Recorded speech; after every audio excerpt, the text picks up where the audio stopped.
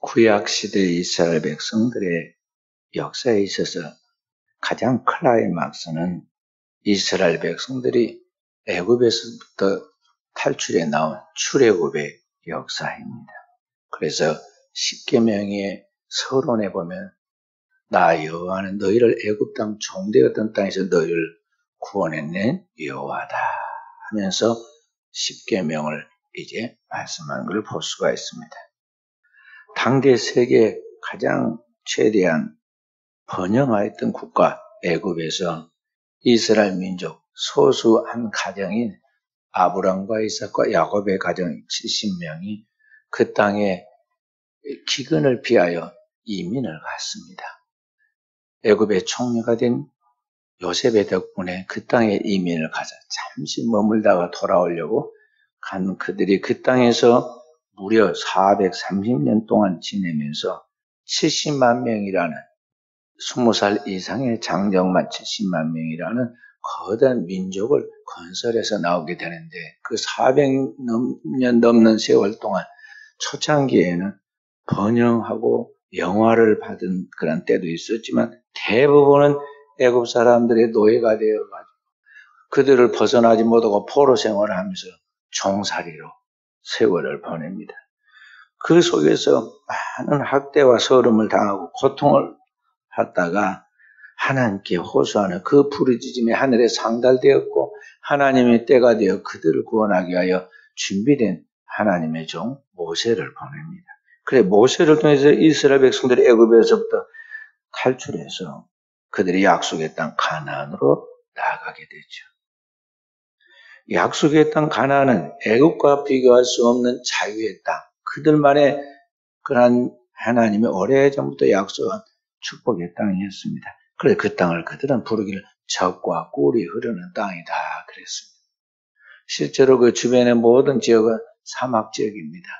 모래와 광야만 있는 그곳에 이스라엘 백성들은 거기에 갈릴리 호수에서부터 흘러나오는 그 물, 요단강과 그리고 사해바다로 인해서 풍요한 들판을 소유하고 있었는데 이 반달 모양의 목초지가 형성된 이 땅이 그야말로 젖과 꿀이 흐르는 땅이라 부를 만하였습니다.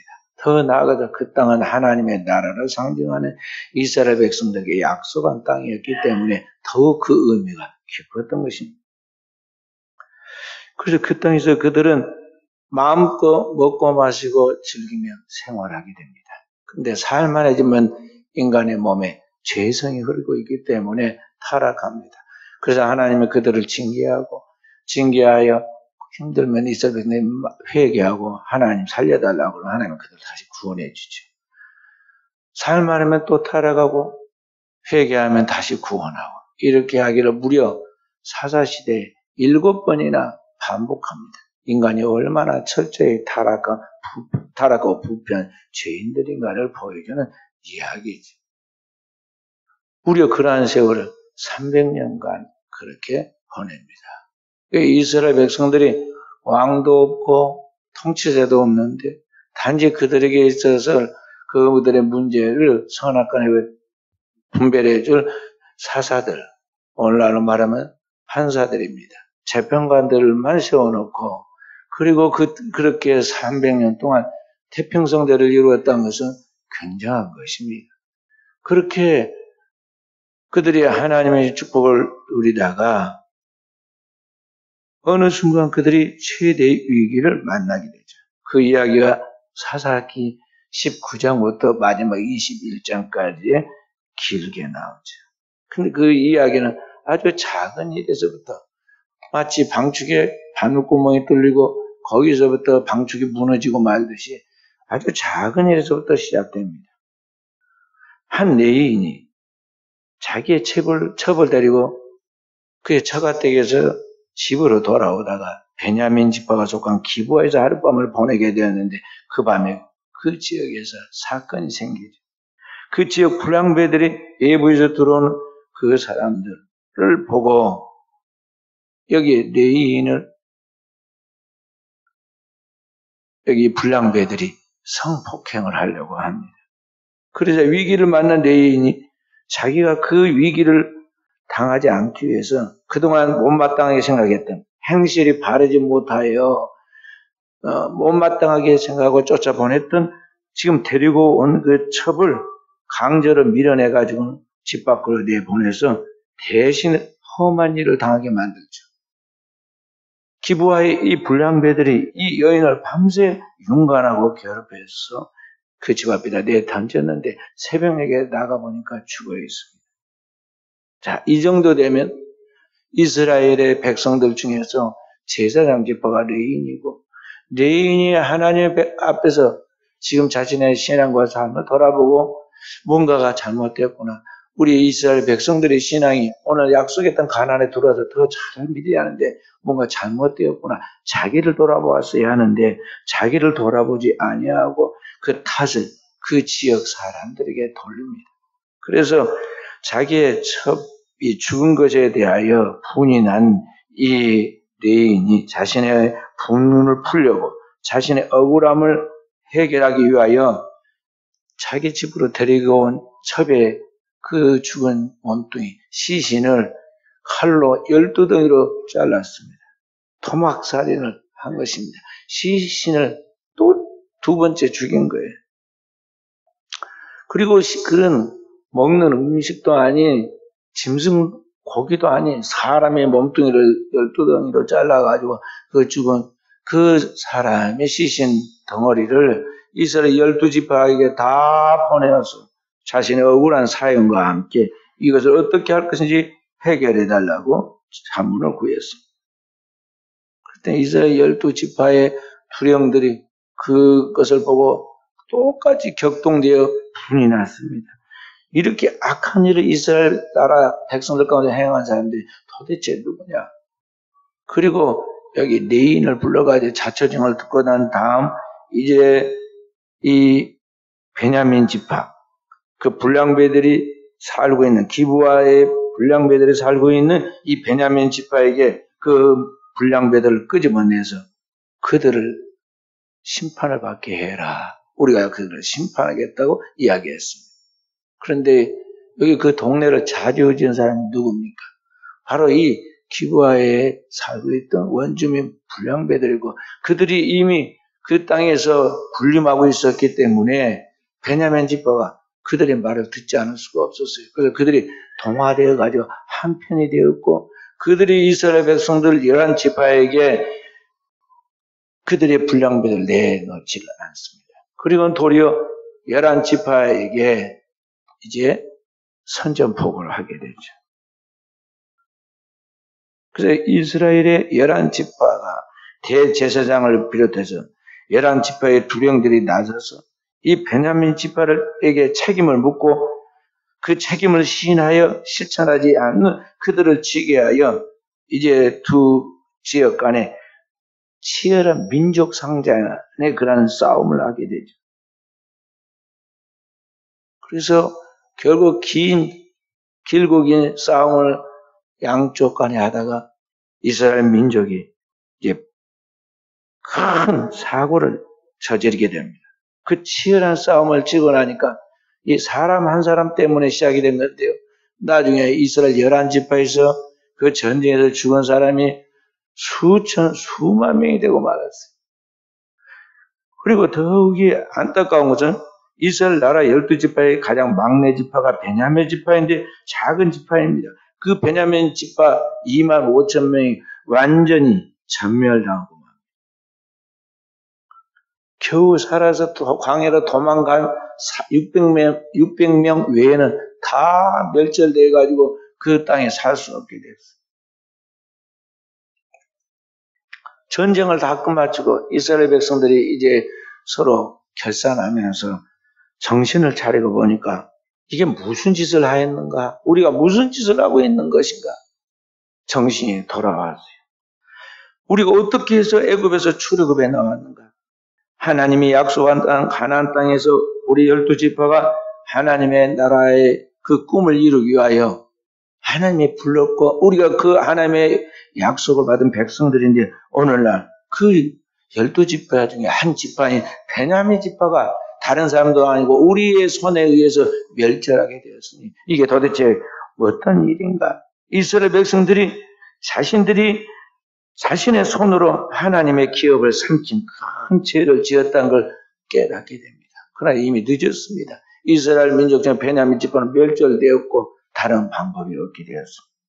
그리고 남은 600명은 그렇게 죽이려고 11지파가 치열하게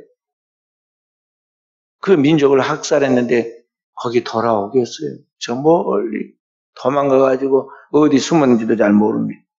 그래서 이스라엘 백성들이 하나님의 손에 모여서 통곡합니다. 그리고 급히 대책반을 세워가지고 어떻게 이 문제를 해결할 것인가 하면서 문제의 해결책을 내놓은 게 뭐냐면은 그들이 도망간 600명을 수소문해서 고린한 이스라엘 베냐민 지파를 재건할 수 있도록 그들로 강제로 새 장가를 들게 만들고 편법을 써서 강제로 신부를 구해주고 그렇게 해서 베냐민 지파를 보존하게 하자고 결정을 했어요. 그러니까 조금 전에 그렇게 잔인하게 싸우고 죽이고 할 때는 언제고 이제 다시 살려보겠다고 하는데 그 방법이 참으로 치졸합니다. 그래서 그 600명을 사정사정해서 다시 돌아오면 여러분들의 책임을 묻지 않고 돌아오면 여러분들 새 장가를 가게 만들고 살 길도 열어주겠다. 다 죽여버렸으니 어디에서 사람을 구해서 결혼하겠어요. 그래서 그들이 뭐라고 성을 했느냐면 앞으로 이 베냐민 지파 사람들에게는 절대 사람들도 보내지 않고 그들과 결혼도 시키지 않고 그들과 상종을 하지 않겠다고 하나님 앞에 맹세를 해버렸거든요. 그래서 자기 손은 어떻게 할 수 없고 그러니 우리가 눈 감고 묵인해 줄 테니까 이렇게 해라 하고 꾀를 가르쳐 줍니다. 그게 이상한 편법을 써요. 그 뭐냐면 베델에 매년 이스라엘 여인들이 하나님 앞에서 축제를 벌릴 때가 있는데 그때 너희들이 가서 그 곁에서 숨어서 살펴보다가 너희 눈에 보기 좋은 사람, 그러니까 네 눈에 보기 예쁘다고 생각한 여인을 다 각자 한 사람씩 들쳐업고 도망을 가라. 만약에 그 집 부모들이 와서 우리에게 따지면 우리가 우리의 얼굴을 봐서 제발 그냥 모른 척 눈 감아 주라고 그렇게 이야기해 주마 하고 이야기를 합니다. 그렇게 해서 이 베냐민 지파가 마지막 죽음의 순간에 멸절되고 이제 그 땅에서 사라지게 될 바로 그 순간에 다시 기사회생을 하게 되죠. 그때는 왕도 없고 그리고 하나님에 대한 법도 없이 이스라엘 백성은 자기 마음대로 생각하고 행동하였다고 성경은 말씀하고 있죠. 그 이야기가 이 사사시대 이야기의 마지막에 나옵니다. 그래서 이 사사시대 이야기를 통해 우리에게 가르치는 하나님의 교훈이 무엇인가를 우리는 성경 안에서 깊이 생각해야 합니다. 이스라엘 백성들은 가나안 땅에 몸이 들어왔습니다. 출애굽에서 약속의 땅 몸이 들어왔지만 그 마음이 그의 정신이 그의 신앙의 뿌리가 확실하게 거듭나지는 못했었습니다. 그렇기 때문에 눈앞에 보이는 것들, 이방의 문화, 이방 사람들의 그 제의인, 그들의 축제인, 그들의 이방 신전에 들락거리면서 그 세상의 풍속을 따라 육신의 정력을 취하며 살았습니다. 그러다가 오늘 이런 큰 일이 벌어지게 된 것인데요. 이런 일이 벌어졌을 때 각자 자기를 돌아보고 자기 눈에 들보를 보아야 할 것인데 자기 눈에 들보를 보지 못하고 각각 남의 눈에 티를 봅니다. 그리고 서로 정죄하고 서로 싸웁니다. 그러다가 하나님의 구속의 사역, 이스라엘 백성들, 아브라함의 후손을 통해서 하나님의 천하 만민을 구원하여 이 땅에 하나님의 나라의 영광을 드리려고 하시는 하나님의 구속 사역을 무너뜨리는 실수를 범하게 된 것이죠. 그러니까 이스라엘 백성들이 그 실수가 뭐냐면 한마디로 적과 동지를 구분하지 못하고 살아가고 있다는 것입니다. 이스라엘 백성들이 가나안 땅에 들어갈 때 하나님이 그 땅에 있는 7 부족을 진멸할지니라. 그들의 풍속에 어떤 것도 취하지 말고 그 땅에서 너희는 하나님을 경외하고 거룩한 삶을 살아서 하나님의 구원의 역사를 이루는 구원의 씨가 되라고, 천하 모든 민족 중에 제사장 나라가 되라, 세상의 빛이 되라고 하나님이 그들을 보냈는데, 그들이 싸워야 할 적인 바로 가나안의 7 부족과 그 땅의 이방 문화, 그 죄악된 타락한 그런 문화와 싸워야 하는데, 그들은 이스라엘 백성들이 서로가 적이 되어가지고 11지파는 베냐민은 그들을 치러 온 그 11지파를 서로 적으로 그렇게 규정을 하고 치열한 싸움을 싸워서 이와 같은 파국을 맞이하게 되었다는 것이죠. 이스라엘 백성들이 함께 하늘의 부르심을 받아 출애굽해요. 이제 약속의 땅 가나안 곧 하나님의 나라의 거룩한 백성으로서 영적 성장과 성화를 통해서 하나님의 나라를 세워가야 하는데, 그 하나님 나라를 세워가는 동지들이고 하나님의 나라를 세워가는 십자가의 군사인 전우들인데, 그런데 적과 동지를 구분하지 못하고 서로 물고 먹고 싸움으로 비참 멸망하게 될 위기에 떨어졌다는 것입니다. 가만히 우리가 생각해 보시기 바랍니다. 만약 하나님이 은총을 주어서 베냐민 지파를 그 시험에서 멸족되지 않도록 보존해 주지 않았더라면 이스라엘 나라가 어떻게 되었겠습니까? 사사시나이가 지나고 드디어 이스라엘 나라가 주변의 나라들처럼 조직과 체계를 갖추고 왕이 세워지는 이 왕국을 세울 때, 신정국가의 새로운 왕국을 세워갈 때, 그때 초대 왕이 누구냐 하면은 베냐민 지파 사울입니다. 선지자 사무엘을 통해서 이스라엘 나라에서 가장 뛰어나고 우수한, 하나님이 기름 부어서 그에게 영감을 주고 지도자로 세운 이 사람이 바로 이 사울인데, 어떻게 그 나라를 세울 사울 왕이 나올 수 있었겠느냐 하는 것이죠. 주님이 지상 명령을 이 땅에 이루실 때에 새로운 세계 하나님의 나라의 백성으로서 이스라엘 백성들을 세우고 그들에게 지상 명령을 내립니다. 예루살렘에서 온 유대와 사마리아와 땅끝까지 이르러 내 증인이 되리라 하였습니다. 바로 그 주님의 명령을 따라서 복음을 이스라엘에서 저 이방 땅끝까지 복음을 전하게 할 때, 그 마지막 땅끝까지 복음을 전하는 사명을 감당한 사람이 누구냐면 신약성경에 사도 바울인데, 이 사람이 누구냐면 바로 베냐민 지파의 사울이라는 이름을 가진 청년이었습니다. 나중에 그의 이름을 헬라식으로 바울이라고 바꿨어요. 그렇기 때문에 오늘 우리는 이러한 것들을 바라보면서 인간들이 그 속에 성화되지 못하고 오늘 영적 분별을 갖지 못하면 우리가 하나님의 거룩한 그 구속사역에 있어서 이루시고 싶어하는 하나님의 그 나라와 하나님의 영광을 우리가 가로막고, 오늘 우리가 하나님의 백성들이 그 뜻을 이루가는 그 큰 역사를 우리가 거스를 수 있다는 것을 성경은 우리에게 계시해주고 있다는 것입니다. 여기 이스라엘은 누구냐면 오늘 하나님을 믿는 하나님의 백성들입니다. 구약의 이스라엘 백성들이 하나님의 선택을 받아서 믿으면서 아브라함 때부터 이제 신앙의 공동체를 이루어 나가는데, 이 이스라엘 백성들이 바로 교회입니다. 오늘날 신약에는 하나님의 선택을 받아 부름을 받아 하나님의 백성들이 참 이스라엘이고, 하나님의 백성들이 바로 오늘의 교회, 주님의 몸입니다. 오늘날 교회는 하늘의 부르심 받은 하나님의 백성들이 함께 모여서 하나님의 나라와 그의 구속의 역사를 이루어 가야 할 거룩한 사명을 부여받은 그런 백성들이, 그렇기 때문에 우리 하나님의 백성들은 늘 정신을 차리고 내가 누구냐에 대한 자신의 정체성과 내가 무엇을 위하여 사는가에 대한 자신의 사명을 명심해야 하고, 살아가는 동안에 내가 하나님 뜻을 이루어가는 데 있어서 십자가의 원수가 되지 아니하고 그 십자가의 곁에 서서 주님을 돕는 동역자로 사명을 감당하도록 하기 위해서 우리 안에 벌어질 수 있는 이와 동일한 사건들, 시험들이 무언가를 알고 우리는 성령을 거스르지 않는 깨어있는 종들이 되어야겠어요. 다시 말해서 오늘 우리는 그리스도 예수의 피로 구원받아 하나님의 자녀가 되었고, 하나님의 그 교회, 주님의 몸의 한 일부분인 지체들로서 서로 함께 하늘의 유업을 성취해 가야 할 하나님의 나라의 동지들이고 십자가의 군사의 그러한 전우들이라는 걸 명심해야 한다 하는 것이죠. 그런데 우리는 적과 동지를 구분하지 못하고 오늘날 교회 안에서도 이와 같은 일들이 비일비재합니다.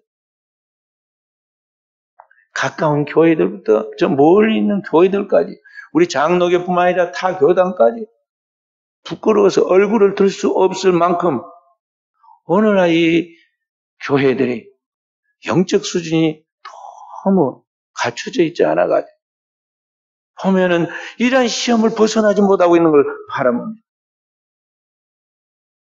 그래서 우리 순천원의교회 사랑하는 성도는 오늘 우리가 누구냐이다요 함께 하늘의 부르심을 받은 거룩한 형제들이란 걸 늘 알고 함께 하나님의 나라를 정치해갈 천국을 침노하는 십자가의 군사되는 걸 알고 주님의 그 사랑으로 주님께서 우리를 사랑하신 그 큰 하나님의 온전한 사랑으로 사랑함으로써 오늘 마귀의 그러한 수수 원수 마귀의 모든 시험을 극복해 나가는 깨어있는 종들이 되어야겠습니다.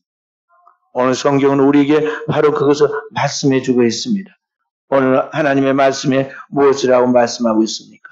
주님이 우리에게 주신 새 계명이 바로 내가 너희를 사랑한 것 같이 너희도 서로 사랑하라. 서로 사랑하라. Love another. 서로 사랑하라. 그리고는 말씀하시고 오늘 하나님의 말씀 이 피차 사랑하는 그 사랑이 율법을 완성하는 것이다. 그보다 더 큰 것은 없다는 것이죠. 그래서 하나님의 사랑으로 사랑하면 그 사랑은 모든 것을 풀어가는 해결의 열쇠라고 가르쳐주고 그 사랑은 법을 어기지 말라고 가르쳐주고 있습니다. 그런데 우리는 그 큰 기초적인 하나님의 사랑에 실패를 하면서 우리가 하나님 예배를 드린다고 드리지는 그 예배는 하나님이 연락이 되지 않는다는 걸 알아요. 사랑이 없이 드리는 예배는 연락되질 않아요.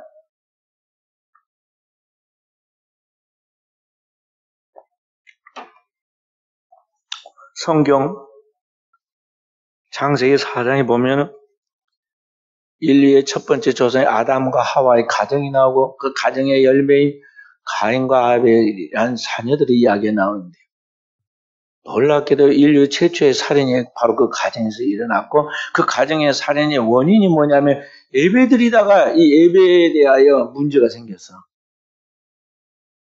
가인이 아벨을 죽여야 됩니다. 두 사람이 하나 예배를 드렸습니다. 자기의 소산을 가지고 가인은 농사하는 자였기 때문에 곡식으로 아벨은 짐승을 기르는 자였기 때문에 양을 잡아서 하나님께 제사를 드렸습니다. 그런데 성경은 두 사람의 예배를 다 받으면 좋겠는데 하나님께서 아벨의 제사는 하나님이 받으시고 가인의 제사는 하나님이 연락하지 않았다고 했습니다.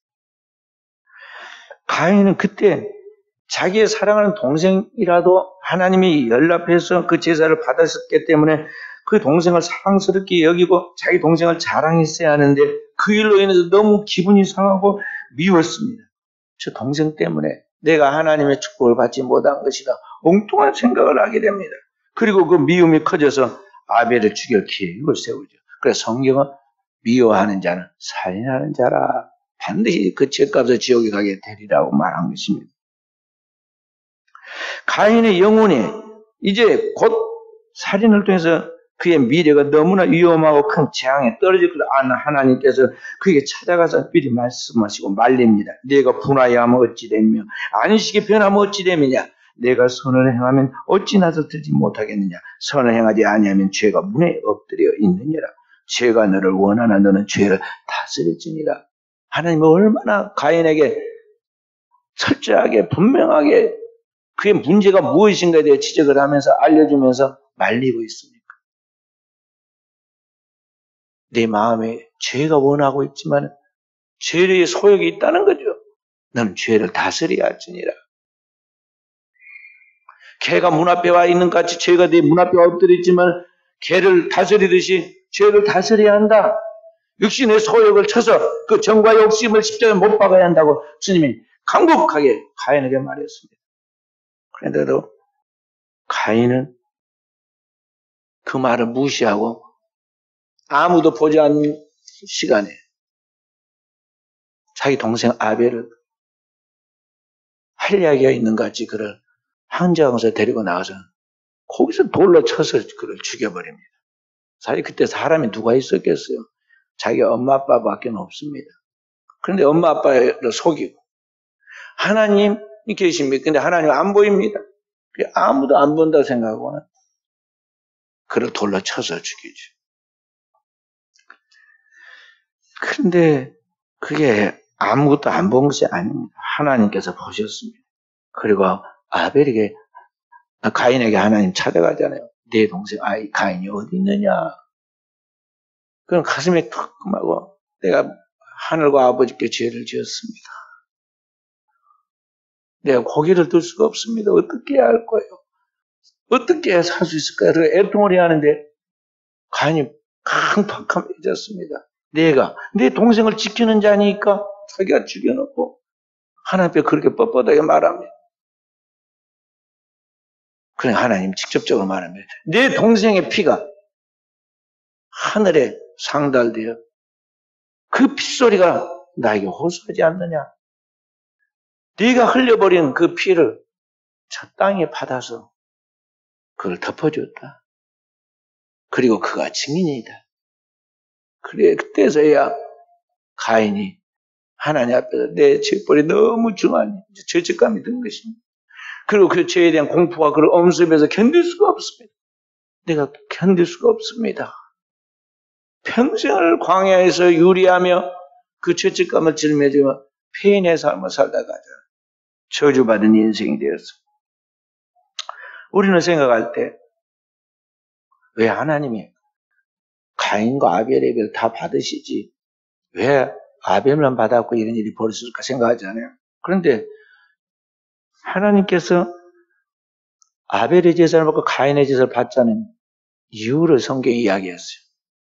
어떤 사람은 말하기를 가인의 제사는 곡식을 드렸고 아벨은 양을 드렸으므로 하나님의 어린 양이신 예수의 피를 상징하는 양을 드린 아벨의 제사는 받고 가인의 제사는 안 받았다고 이렇게 해석을 하는데 그건 잘못된 해석이에요.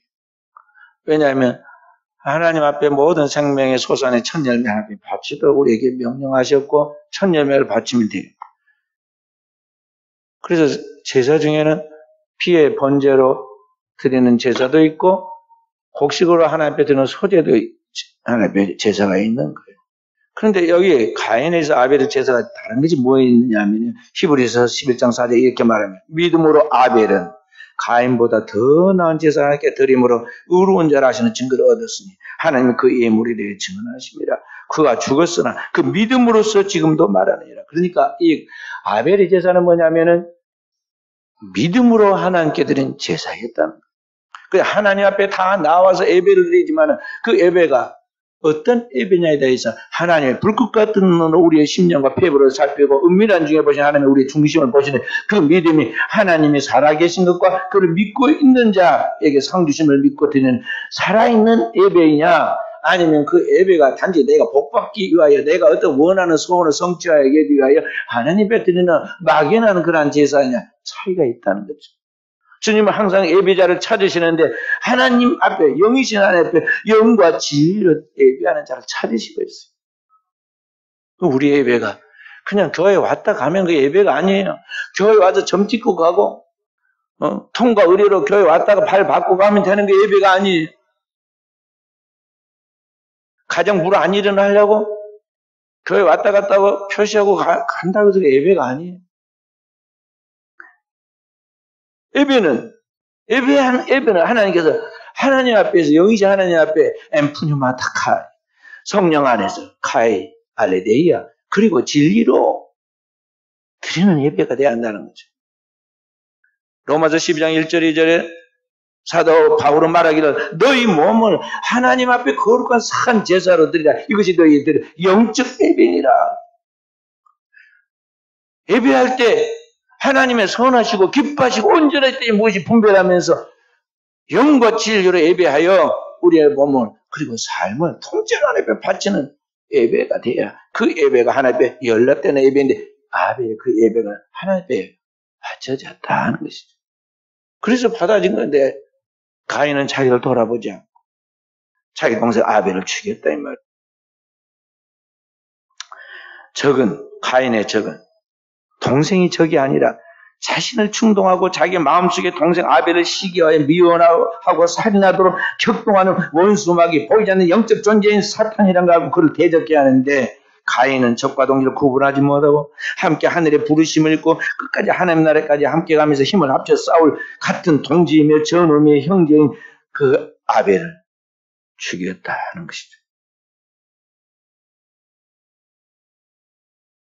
오늘 여러분과 제가 누구의 후예가 될 것인가를 잘 생각해야 합니다. 나는 오늘 하나님의 나라의 십자가의 군사로서 영적 싸움을 싸울 때 무엇과 싸우고 있는가 우리는 살펴보라 하는 것입니다. 성경 우리에게 이렇게 말합니다. 에베소 6장 12절에 우리의 싸움은 혈과 육에 대한 것이 아니요 악한 영과 공중의 권세 잡은 자들과 세상 주관자들과 싸움이다 그랬어요. 그러니까 우리가 싸우는 싸움은 세상 사람들같이 육체적이고 물리적이고 인간적인 싸움이 아니라 영적 싸움. 공중에서 하나님을 대적하고 땅에 쫓겨서 불신하고 불순종하여 하나님 앞에서 똑같이 죄를 짓고 타락하여 지옥에 들어가도록 우리를 속이고 있는 그 영적 실제인 그 원수 마귀가 우리의 적인데 그 원수 마귀와 싸워야 하는데 우리 대장 예수 그리스도와 함께 연합하여 우리가 그 영적 싸움을 싸워요. 거룩한 주님의 몸된 교회의 지체인 성도들이 함께 연합하고 함께 무장해서 이 마귀와의 싸움을 싸워 나가야 하는데 우리가 도대체 무슨 일을 하고 있느냐는 것이죠. 에베소 6장 10절부터 계속해서 말씀하십니다. 정말로 형제들아 주와 그 힘의 능력으로 강건하여지고 마귀의 권세를 능히 대적하게 하여 하나님의 전신갑주를 입어라. 너희의 싸움은 혈과 육에 대한 것이 아니오 악한 영과 공중의 권세 잡은 자들과 세상 주관자들과 싸움이니 너희는 하나님의 전신갑주를 입되 머리에 구원의 투구를 쓰고 가슴에 의의 흥배를 붙이고 허리에 진리의 띠를 띠고 발에 복음이 예비한 신발을 신고 손에 믿음의 방패를 그리고 성령의 공 하나님의 말씀을 가지고 무시로 성령 안에서 기도하여 이러한 마귀의 모든 세력들을 물리치고 이 땅에 하나님 나라를 쟁취하여 침노하여 그 백성으로서 하나님의 나라를 세워갈 영적 싸움의 승리자가 되라고 그렇게 말씀해주고 있어요. 오늘 우리는 그 영적 싸움에서 승리하고 최후의 주 앞에 서는 자들이 되어야겠습니다. 오늘날과 같이 코로나 시대에 사람들이 살기가 힘들으니까 별 희한한 일들이 많습니다. 사실 많이 힘든 세월들을 많이 보냈지만요, 전 세계적으로 동시에 이렇게 어려움을 당하기는 거의 처음인 것 같아요.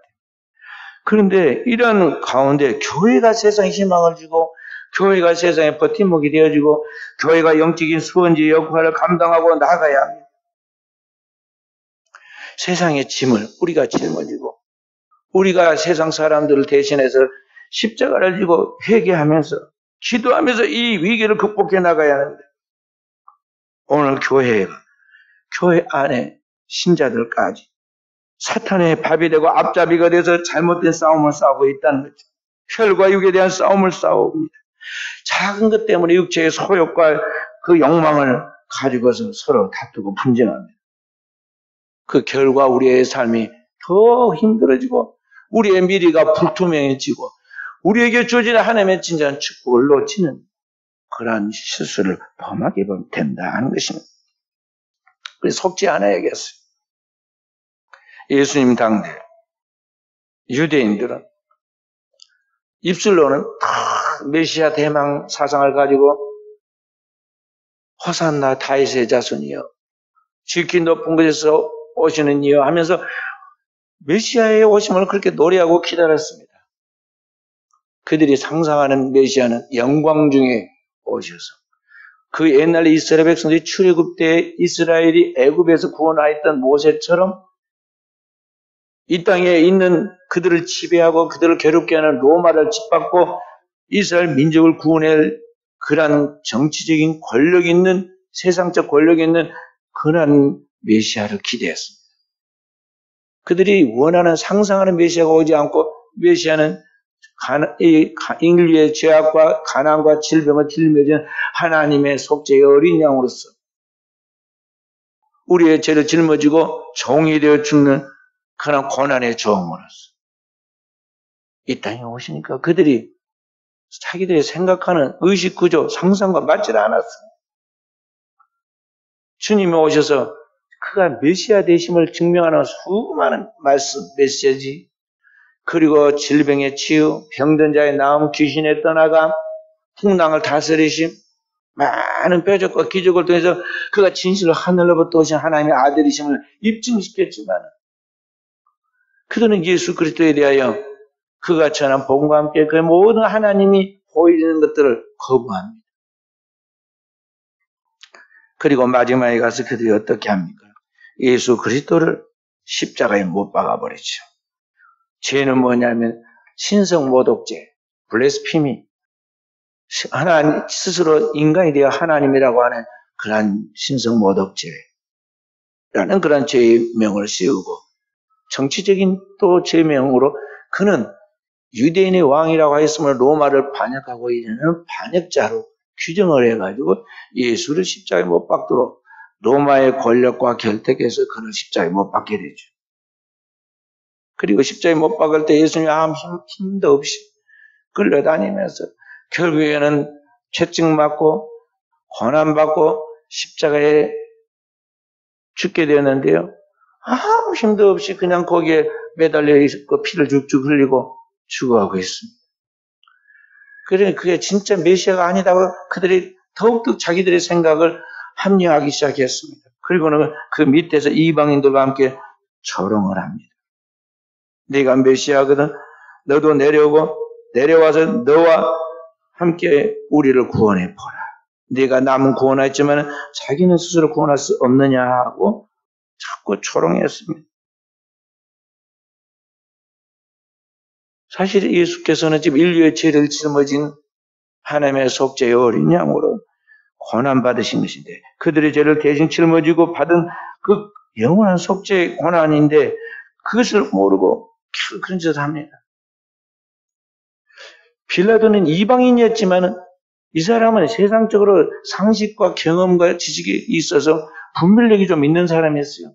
그래서 이건 아닌데 아무리 봐도 유대인의 시기로 예수가 지금 넘겨졌고 그들의 그 둘로 비교해보면 이 사람이 진짜 사람다운 사람, 순수한 사람이고 거짓이 없는 사람이고 저 강교한 대제사장과 서기관과 바리새인과 율법사들과 장로들은 완전히 지금 잘못되어 있는 것들인데 이게 뭔가 지금 잘못됐다.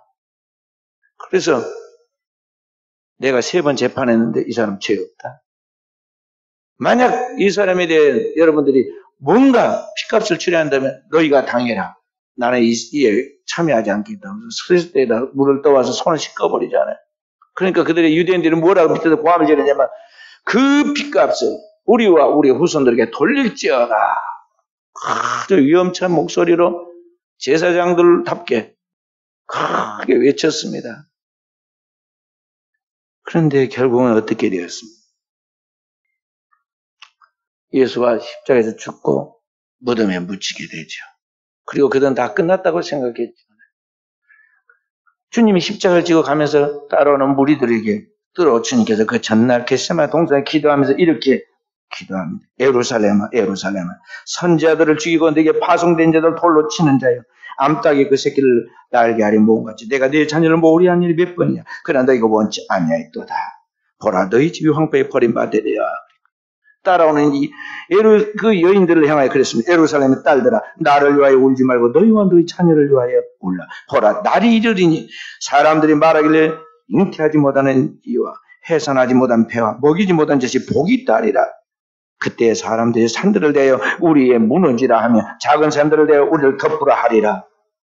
이스라엘의 멸망에 대하여 이야기하고 있습니다. 그것이 됐습니까?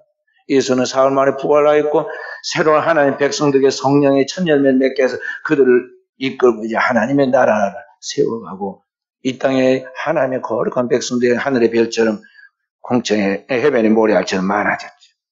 그리고 하나님의 나라가 도래하죠. 이스라엘은 유대인들은 어떻게 되었습니까?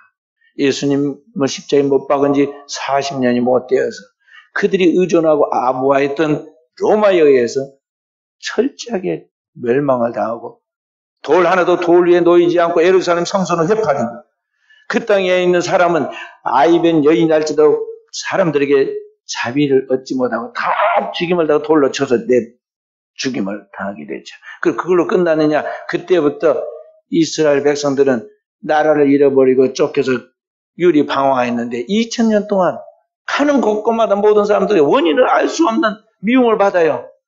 유대인들은 가는 곳곳마다 그러니까 서로 죽이려고 그러는 지금까지 지금도 이스라엘 나라는 이 조그만 나라가 끊임없이 미사일을 쏘고 폭격기를 통해서 공격을 하고 죽이고 물고 먹는 포화가 끝이지 않잖아요.